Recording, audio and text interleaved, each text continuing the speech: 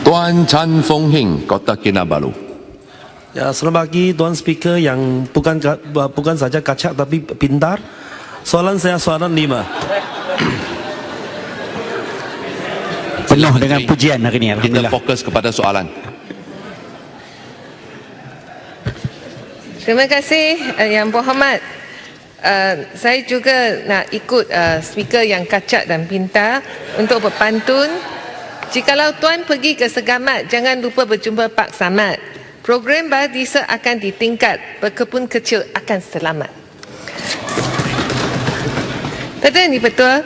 Kerajaan sentiasa komited untuk meningkatkan penggunaan biodiesel di peringkat domestik maupun antarabangsa.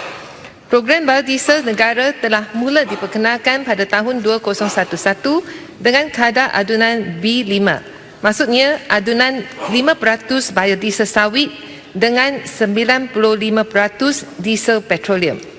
Pada ketika ini, kadar adunan yang terdapat di stesen minyak di seluruh negara adalah pada kadar B7, iaitu adunan 7% biodiesel sawit dengan 93% diesel petroleum. Di bawah program B7 di sektor pengangkutan, manakala sektor industri masih kekal menggunakan diesel biasa, maksudnya B0. Penggunaan B7 menggunakan sebanyak 350,000 tan minyak sawit satu tahun.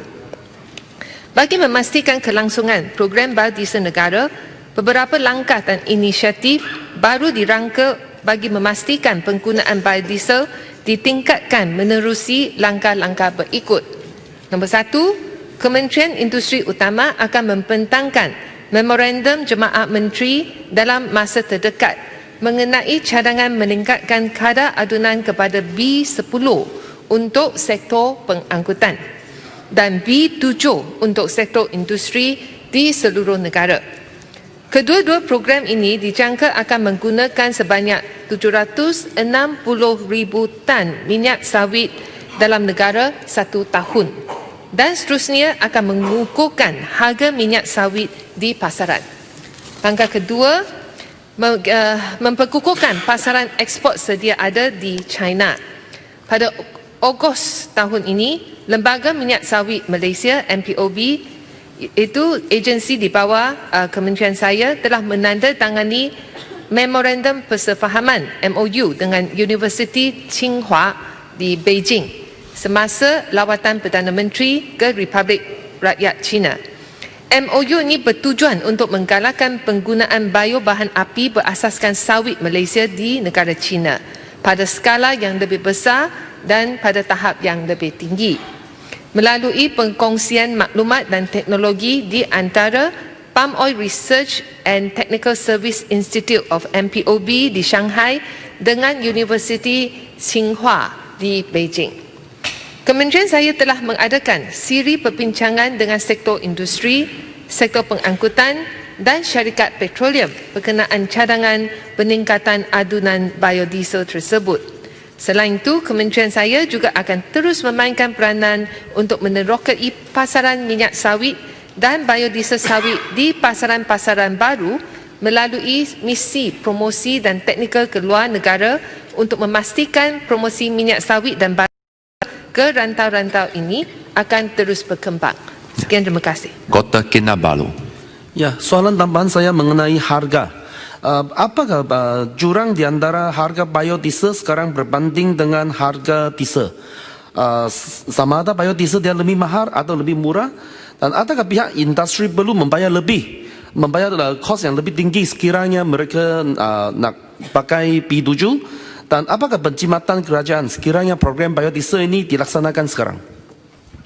Sila Menteri. Terima kasih dengan soalan yang begitu bermutu daripada Yang Berhormat Kota Kinabalu. Betul ini betul. Berkenaan dengan harga biodiesel sekarang dan juga harga diesel. Harga biodiesel pada masa sekarang adalah RM2.2857 liter. Manakala harga kos diesel pada hari ini ialah RM2.3015 liter. maka adalah jelas bahawa biodiesel adalah lebih murah berbanding dengan diesel. Kerana sekarang kita tahu harga petroleum, harga diesel yang harganya amat tinggi sekarang. Yang kedua, apakah pihak industri perlu bayar lebih kos sekiranya B7 dilaksanakan? Kalau kita lihat harga hari ini, harga diesel industri berada pada paras RM 2.60 sehingga RM 2.81 liter. Berbanding dengan harga biodiesel adalah RM 2.281 liter. Ini bermaksud penggunaan B7 di sektor industri akan memberi penjimatan kos bahan api kepada pihak industri sebanyak RM 6.5 juta satu tahun sekiranya harga yang masa ini dikekalkan. Jadi ini bermaksud penggunaan biodiesel untuk pihak kilang, pihak industri sebenarnya mendatangkan penjimatan kos bagi pihak industri dan kilang kita. Berkenaan dengan apakah penjimatan kerajaan sekiranya program biodiesel ditingkatkan sekarang? Untuk maklumat adik-adik yang berhormat, sekiranya B10 dilaksanakan di sektor pengangkutan, ia akan menjimatkan subsidi kerajaan sebanyak RM 10.7 juta satu tahun. Kerajaan juga akan menjimat dari segi penjimatan pengimportan kos diesel sebanyak RM 1.6 bilion satu tahun di bawah program B10. Jadi saya berharap ahli-ahli berhormat di Dewan ini akan menggalakkan yang para pengundi dan juga rakyat di kawasan kita ini untuk menyokong usaha implementasi biodiesel yang akan datang. Sekian, terima kasih. Yang Pertua, Yang mohon laluan untuk satu soalan. Yang berhormat Maran, sila. Terima kasih Dato' M Tua yang muda. Tak usahlah. Kamu pun sama juga. Tak apalah, kita yang baik tak apa. Geli je tengok. Ya, speaker. Terima kasih Menteri. Apa ni, Dato' yang tua. Jelas jawapan daripada Menteri tadi bahawa penggunaan biodiesel boleh menjimatkan perbelanjaan kenderaan masyarakat dan sebagainya. Kalau kita lihat penggunaan biodiesel di negara-negara lain jiran seperti Indonesia umpamanya telah meningkat ke tahap yang lebih baik.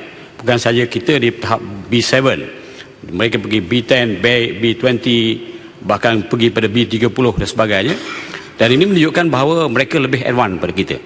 Jadi saya nak tahu daripada kementerian, apakah usaha yang dibuat oleh kementerian dalam mengeratkan hubungan atau konsultasi rundingan yang diadakan dengan syarikat petroleum, syarikat peladangan, perkapalan dan sebagainya dalam usaha kita meningkatkan penggunaan biodiesel kerana kita merupakan pengeluar kelapa sawit.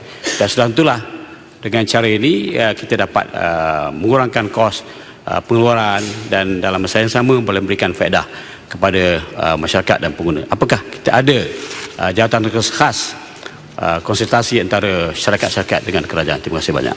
Ya, Menteri sila. Terima kasih Yang Berhormat Maran. Saya rasa Yang Berhormat Maran memang sokong pelaksanaan biodiesel sama ada B7 ataupun B10. Sebenarnya berkenaan dengan kerjasama dengan Indonesia, saya mesti kata yang Indonesia dari segi pelaksanaan biodiesel ia adalah lebih ia buat lebih berbanding dengan Malaysia. Dan sekarang mereka dah guna B20 dan mereka bercadang akan mencapai B30 pada tahun 2030. Dan sebenarnya untuk maklumat adik-adik berhormat, saya pernah berjumpa dengan seorang anggota menteri di Indonesia.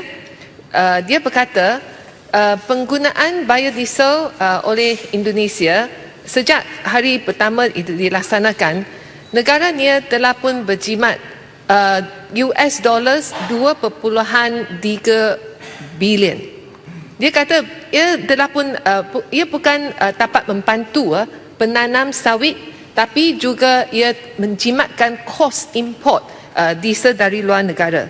Jadi bagi kementerian saya, 8 November saya akan berjumpa dengan menteri di Indonesia di bawah SIPOXI, Council of Palm Oil Producing Countries, dan kami akan mengadakan perbincangan dua pihak tentang macam mana kedua-dua negara kita ni boleh mengaturkan strategi untuk lawan balik kempen anti sawit di negara barat.